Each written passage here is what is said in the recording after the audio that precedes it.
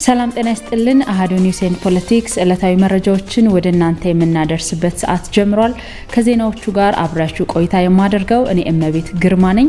እስከ መረጃዎቻችን ፍጻሜ ድረስ አብራችሁን እንድትቆዩ እየጋበዝኩ አንኳር መረጃዎቹን በቅድሚያ እነግራችኋለሁ። የኢትዮጵያ ኦርቶዶክስ ተዋሕዶ ቤተክርስቲያን ፓትርያርክ አቡነ ማትያስ በአርሲ በተሰነዘረው ጥቃት አብያተ ክርስቲያናት መቃጠላቸውንና መዘረፋቸውን ጠቅሰው በምዕመናን ላይ የደረሰውን ጥቃት በማስቆም ወንጀለኞች ለሕግ እንዲቀርቡ አሳስበዋል። ዝርዝሩን ወደ እናንተ አደርሳችኋለሁ።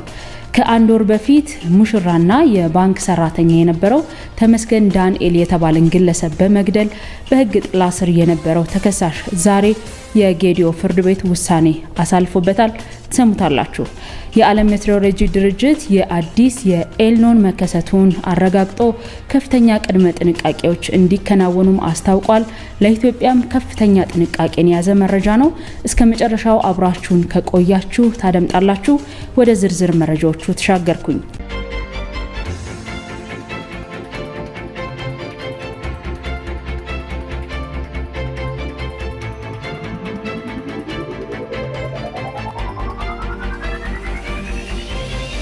ፓትርያርክ አቡነ ማትያስ በአርሲ በተሰነዘረው ጥቃት አብያተ ክርስቲያናት መቃጠላቸውንና መዘረፋቸውን ጠቅሰው በምዕመናን ላይ የደረሰውን ጥቃት በማስቆም ወንጀለኞች ለሕግ እንዲቀርቡ አሳስበዋል።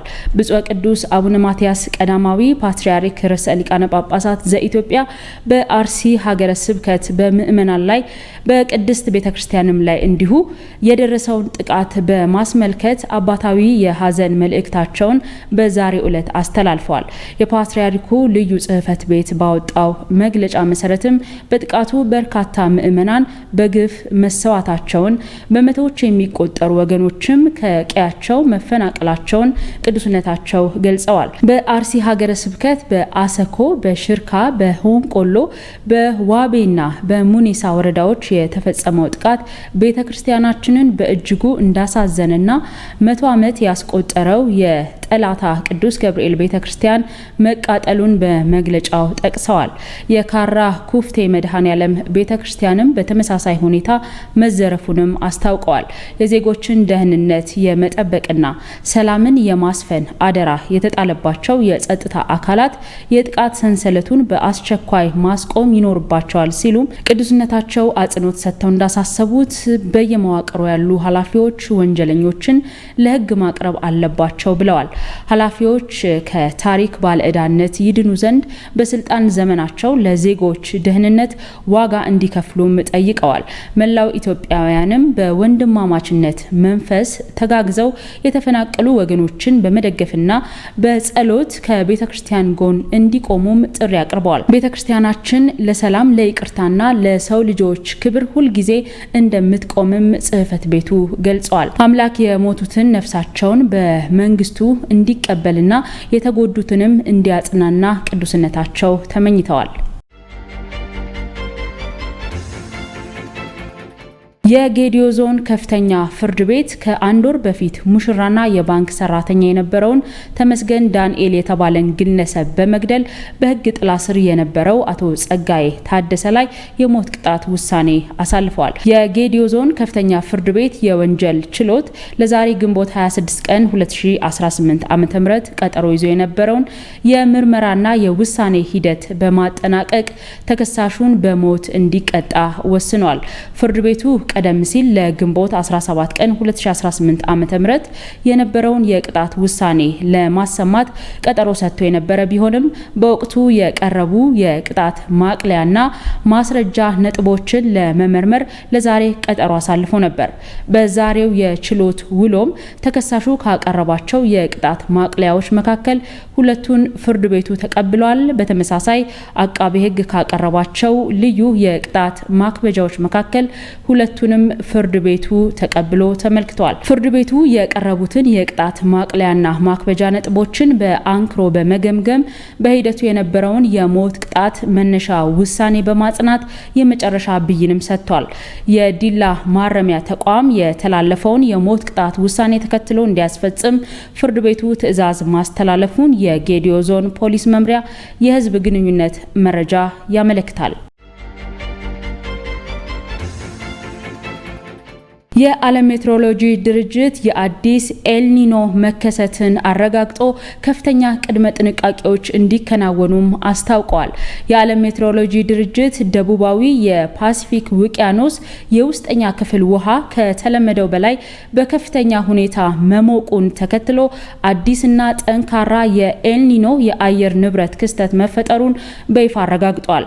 ድርጅቱ ባወጣው አስቸኳይ መግለጫም ክስተቱ ከሰኔ እስከ ነሐሴ ባሉት ወራት ውስጥ የመከሰት እድሉ 80 በመቶ መሆኑን የገለጸ ሲሆን የዓመቱ ማጠናቀቂያ ላይ ደግሞ ይህ ስጋት ወደ 90 በመቶ እንደሚያድግም አስታውቋል። የተባበሩት መንግስታት ድርጅት ዋና ጸሐፊ አንቶኒዮ ጉተሬዥ ክስተቱ በዓለም አቀፍ ደረጃ እየጨመረ ከመጣው የሙቀት መጠን ጋር ተዳምሮ በእሳት ላይ ጭድ የመጨመር ያህል አስከፊ ሊሆን እንደሚችልም በማስጠንቀቅ ሀገራት አስቸኳይ የቅድመ መከላከል ስራዎችን እንዲያከናውኑም ጥሪ አቅርበዋል። ይህ አዲስ የኤልኒኖ ክስተት በኢትዮጵያ የአየር ሁኔታ ላይም ቀጥተኛ ጫና ያሳድራል ተብሎም ይጠበቃል። በዋናነት የሰብል ምርት ወቅት ማለትም ከሰኔ እስከ መስከረም ባለው የክረምት ወቅት ወይም የክረምት ዝናብ ላይ ከመደበኛ በታች ዝቅተኛ ዝናብና ከፍተኛ ሙቀትም ሊያስከትል እንደሚችል የተነገረ ሲሆን ይህም የአፈር እርጥበትን በማድረቅ በሰብልና በከብቶች ላይ ጉዳት እንዳያደርስም ተሰግቷል። በተቃራኒው ክስተቱ እየበረታ ሲሄድ ከጥቅምት እስከ ታህሳስ ባሉት ወራትም በሀገራቱ ደቡባዊና ደቡብ ምስራቅ ቆላማ አካባቢዎች ከመደበኛው በላይ የሆነ ከባድ ዝናብና የጎርፍ አደጋ ሊያስከትል እንደሚችልም የሜትሮሎጂ ባለሙያዎችም አስጠንቅቀዋል። የዓለም ሜትሮሎጂ ድርጅት ሀገራት ይህንን መረጃ እንደ አስቸኳይ ማስጠንቀቂያ ወስደው ከወዲሁ ድርቅን የሚቋቋሙ የሰብል ዝርያዎችን በመምረጥና የውሃ አጠቃቀም እቅዶችንም በማውጣት የቅድመ ዝግጅት ስራዎችን እንዲያከናውኑም አሳስበዋል። ለሰዓቱ ያዘጋጀናቸው መረጃዎች እነዚህን ይመስሉ ነበር። ሌሎች ዕለታዊ መረጃዎችን ባልደረቦች ያደርሷቸዋል። አዳዲስና ወቅታዊ መረጃዎችን ለማግኘት ይህንን ቻናል ሰብስክራይብ ማድረግ አትርሱ። ሀሳብ አስተያየቶቻችሁን ደግሞ በኮሜንት ላይ አስቀምጡልን። ስለምትከታተሉን ከልብ እናመሰግናለን። ሰላም ቆዩን። ሰላም ለእናንተ የሆኑ ውድ ቤተሰቦቻችን እንደምን አድራችኋል? እንደምንስ ቆያችሁ? ይህ አሃዱ ሬዲዮ 94.3 ነው። ዓለም ስራ ዘውዱ የቴክኒክ አጋሬ ነች። ክብሮም ወርቁ ልሳኑን እመራለሁ። አሁን አንኳር ዘገባዎቹን ላስቀድም። የምርጫ ሰዓት መራዘም በሂደቱ ላይ ከፍተኛ ጫና ማሳደሩን ኢሰመጉ ገለጸ። ሰባተኛው ጠቅላላ ምርጫ የተጠናቀቀበት ሰዓት ከመጠን በላይ መራዘሙ በታዛቢዎችና በአጠቃላይ የምርጫ ሂደቱ ተሳታፊዎች ላይ ከፍተኛ ጫና ማሳደሩን የኢትዮጵያ ሰብአዊ መብቶች ጉባኤ አስታውቋል። ተቋሙ ግንቦት 25 ቀን 2018 ዓ.ም ባወጣው የምርጫ ትዝብት ቅድመ መግለጫ 433 ቋሚና ተዘዋዋሪ ታዛቢዎችን በተለያዩ አካባቢዎች ማሰማራቱን ጠቅሶ በሂደቱ የታዩ ጠንካራና ደካማ ጎኖችንም ይፋ አድርጓል። አዲሱ ዲጂታል የመራጮችና የእጩዎች ምዝገባ ስልት ማህበረሰቡና አስፈጻሚዎቹ በበቂ ሁኔታ ስልጠና ያላገኙበት በመሆኑ ለመራጮች መስተጓጎልና የምርጫው ሰዓት መራዘም ዋነኛ ምክንያት መሆኑን ድርጅቱ በምሳሌነት አንስቷል። ኢሰመጉ በጥናት አረጋገጥኳቸው ባላቸው ክፍተቶች ላይ እንደጠቆመውም በሐዋሳና በአካባቢው በሚገኙ ውስን የምርጫ ጣቢያዎች አስፈጻሚዎች ሚስጥራዊ የድምፅ መስጫ ክፍል ውስጥ መራጭ እያለ በመግባት የስነ ልቦና ጫና ሲያደርሱ ተስተውለዋል። በተጨማሪም በእነዚሁ ውስን ጣቢያዎች ውስጥ አስፈጻሚዎች መራጭ ያልመረጠበትን የድምፅ መስጫ ወረቀት ወደ ምርጫ ሳጥን ውስጥ የማስገባት እንቅስቃሴ ማድረጋቸውንም ገልጿል። በተወሰኑ ቦታዎች ያልተፈቀደላቸው ግለሰቦች በጣቢያዎች ውስጥ መገኘታቸውንና በአንዳንድ አካባቢዎች የጸጥታ አካላት ከተፈቀደላቸው ርቀት ውጪ ቀርበው መገኘታቸውንም በቅድመ መግለጫው ጠቅሷል። በሌላ በኩል መራጮች ድምፃቸውን ለመስጠት የነበራቸው ከፍተኛ ተነሳሽነት፣ የዲጂታል ምዝገባ ስልትን ለማስጀመር የተደረገው ጥረትና በአብዛኞቹ ጣቢያዎች የነበረው የቁሳቁስ አቅርቦት በቂ መሆን በበጎ ጎን ተነስቷል። ምርጫ በተከናወነባቸው አብዛኞቹ የአገሪቱ ክፍሎች የጎላ የጸጥታ መደፍረስ ሳይከሰት ሂደቱ መጠናቀቁን የገለጸው ኢሰመጉ የኢትዮጵያ ብሔራዊ ምርጫ ቦርድ ችግሮች እንዳይፈጠሩና ከተፈጠሩም በኋላ ለመፍታት ያደረገውን ጥረትም አድንቋል። የሀገር ውስጥና የውጭ ታዛቢዎች ምርጫው ነጻ፣ ትክክለኛና ተአማኒ እንዲሆን ያበረከቱት ተሳትፎም የሚበረታታ መሆኑን ተቋሙ አክሎ አመልክቷል። ባንኮች የማኒፋክቸሪንግ ዘርፉን በሚፈለገው ደረጃ እያሳደጉ ባለመሆናቸው ልዩ የፋይናንስ ፖሊሲ ማሻሻያ ሊደረግ ነው ተባለ። የሀገር ውስጥ አምራች ኢንዱስትሪዎችን በፋይናንስ ለማጠናከርና ያሉባቸውን ማነቆች ለመፍታት የሚያስችል የፋይናንስ ፖሊሲ ማሻሻያ ሊደረግ መሆኑን የኢትዮጵያ ኢንተርፕራይዝ ልማት አስታውቋል። የመንግስትን አቅጣጫ ተከትሎ የሚደረገው ይህ ማሻሻያ የወለድ ስርዓትን፣ የብድር አመላለስንና ልዩ ልዩ የፋይናንስ አማራጮችን ያካተተ እንደሚሆን ተገልጿል። ለፖሊሲ ማሻሻያው ይረዳ ዘንድ በአሁኑ ወቅት በሌሎች ሀገራት ያሉ መልካም ተሞክሮችን መሰረት ያደረጉ የጥናትና የምርምር ስራዎች እየተከናወኑ ይገኛሉ ተብሏል። የኢንተርፕራይዝ ልማት ኢንቨስትመንትና ገበያ ልማት መሪ ስራ አስፈጻሚ አቶ ስዩም ሙጂብ ለአሃዱ ሬዲዮ እንደተናገሩት አሁን ያለው የባንኮች አሰራር የማኒፋክቸሪንግ ዘርፉን በሚፈለገው ደረጃ የሚያሳድግ ባለመሆኑ ልዩ አገልግሎት ያስፈልገዋል።